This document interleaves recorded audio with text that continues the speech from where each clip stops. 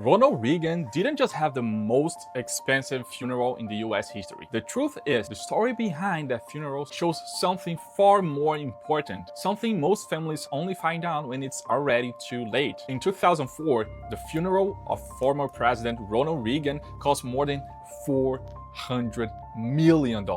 A number so high, it feels impossible for any normal person to imagine. And when people hear that number, they usually think the money went to a fancy casket, expensive flowers, or a huge ceremony. But the truth is, that's not what made the bill explode. The US government declared a national day of mourning. Wall Street closed its doors. Federal agencies stopped working. Hundreds of world leaders came to pay their respects. Thousands of security agents were called in.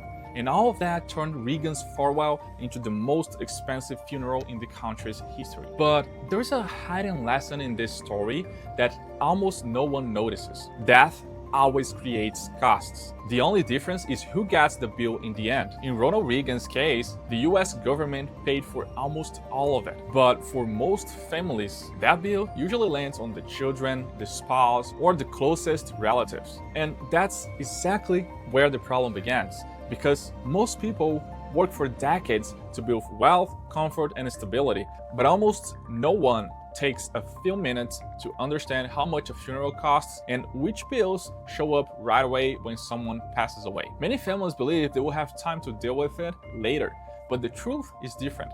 When a loss happens, no one is ready emotionally to research prices, compare options, or make smart money decisions.